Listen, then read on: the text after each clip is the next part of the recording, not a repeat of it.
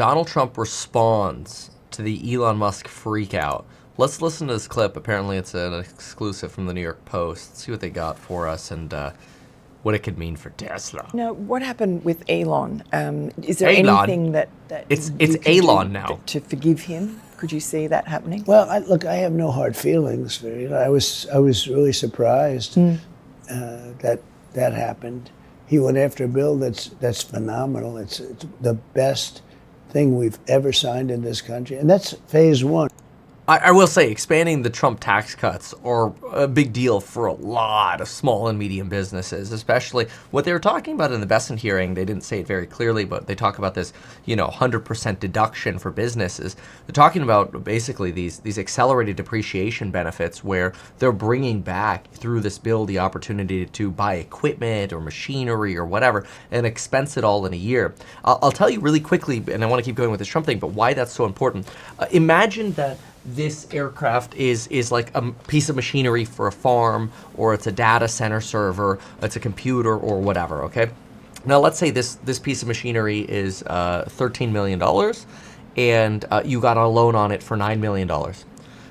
Through Trump's tax policies, you would be able to write off the full $13 million and basically eradicate that from your income by assuming that this is now worth zero through tax policy.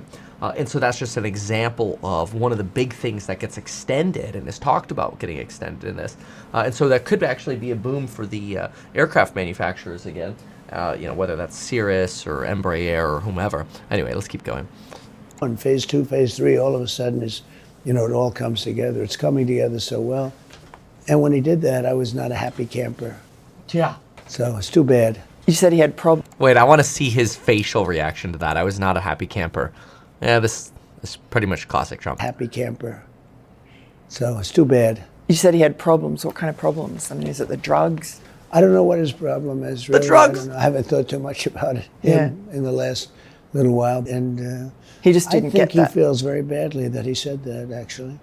And maybe it was something else. I mean, I don't know. I feel like maybe I'm reading into this a little bit more, but there's like this subtle facial expression that you get there from Trump. It's just like a slight little jaw movement after I think he feels very badly, that to me indicates our suspicion that the Trump team told Elon, you're going to disappear and or your companies are going to disappear if you don't shut the F up. I feel like you could see a little bit. I'm probably way overreading it, but you tell me, okay? As I think he feels very badly. You see this like jaw jitter, and I feel like it's like, I effing hate that guy, and we creamed him and got him to U-turn. Outwardly, remember, Trump will have a bias of wanting to come across as, the big heart human. This is part of, like when you see him at Fort Bragg yesterday, and he's like, can we get a doctor? There's a beautiful woman. She needs a doctor. Can we get a doctor? And then he patiently waits. Thank you, doctor, for coming. Right? Like, these moments are designed to make him seem like the big heart-handed human. And maybe he is, right? But that's the point. Like, part of it can also be, like, by design. But anyway, watch for that movement there. Maybe I'm reading into it too much. I think he feels very badly that he said that, actually. And maybe it was something else. I mean, he had the fight with Scott Besson outside your office. Yeah, well, they had not a fist fight, people, but I guess they had a little bit of a shouting match. But that's Did you hear it? That's typical. I do it a little bit. That's sort of typical about, Yeah. That happened. Wow. Okay, that's really interesting. So what did we get from this? Well, we got at least this public commentary. We got this idea that, hey, all right, no hard feelings, he's over it. That's a big deal. So no hard feelings, big deal. Hopefully this translates into no big punishments for Elon, Tesla, SpaceX. Again, I've got exposure to Tesla, I've got exposure to SpaceX through our VC company. Like these, so maybe I'm a little biased here, but I want to look at these things from a realistic point of view. There could still be some punishment here. Like, Elon kind of crossed Trump here.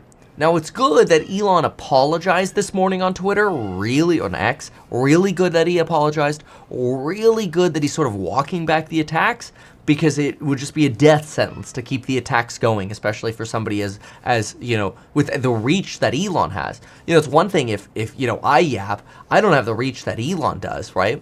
But this is a very interesting response from Trump. So I think there's more resentment from Trump here, and even though he's saying that, like, hey, it's not a priority to reconcile, but maybe we could patch things up.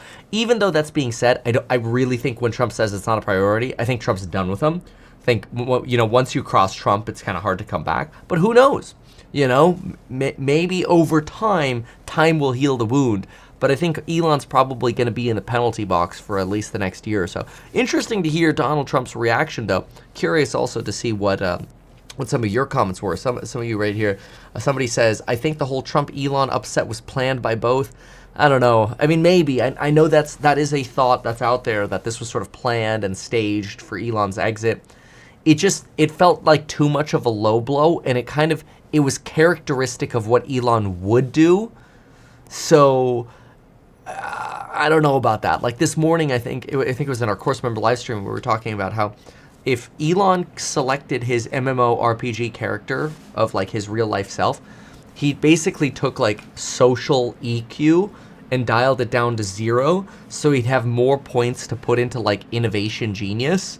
And so his character is like really unbalanced, like strong on one end, but like really flawed on the other. So I don't know about that. Somebody else says you see it in his jaw. Yeah, somebody else, Brandon, what's up, man, says, what drugs do they claim Elon took? Well, there are claims that Elon flies around with a pill box of 20 different pills, Adderall, ecstasy, mushrooms, psychedelic mushrooms, ketamine, various different drugs.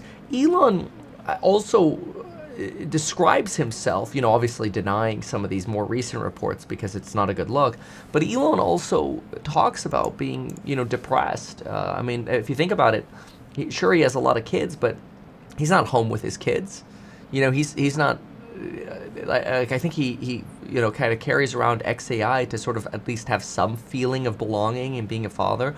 But I think Elon, from his childhood has kind of always been an outcast and is looking for that feeling of belonging to some form of community. And like the Doge hit, like Doge having a smaller impact than he had hoped, and now kind of getting ostracized from the White House, I think it hits hard. So I think Trump is actually right when he says, I think Elon feels very bad. I totally agree with that. Some people say meth. I don't know about that. But so basically the same drugs Diddy accused of using. I haven't paid much attention to the to the Diddy thing. Somebody says, I never saw Elon use ketamine, just an internet rumor. Well, no, that's false. Elon has actually himself said that he's used ketamine. Now, his argument, and he's obviously going to downplay this, but he says he might use ketamine, once or twice every 2 or 3 weeks. That's his line. Other people say that his ketamine dose has kind of gotten out of hand lately. And while maybe that was true in the past, he's ramped up his ketamine use, which of course he's denied. So, but he himself has agreed that he does use ketamine. That's very clear. So let's be clear about that. But hey, they didn't find baggies of cocaine in the White House this time, so, maybe it's just not that bad. Oof, sorry. You always got to bring up Hunter Biden, right? Wait, who says it was Hunter's? Oh! Hey, quick reminder, if you want to earn a 5% yield plus all of the upside in my real estate startup, we are offering a non-accredited investor round where we will pay you a 5% yield plus you get all of the upside in the stock when your stock converts in the future. It gives you an opportunity to diversify away from rich stock market valuations, diversify away from most tariff risk, diversify away from the craziness of the treasuries market, especially with these Moody's downgrades. You diversify into fixer-upper real estate, which is what I believe I do best. This is my baby. I call it my little Berkshire Hathaway. Now, maybe I'm biased, but I've got over $5 million of my own money invested into this business, and I'm so excited for what I think we're going to be able to do with this business over not just the next years, but the next decades. So if you want to invest in my real estate startup, go to househack.com and know that I will do everything for this business in my power to make sure we can do the absolute best that we can. Make sure to read the solicitations and disclosures on the House Hack website, because there is risk with every investment.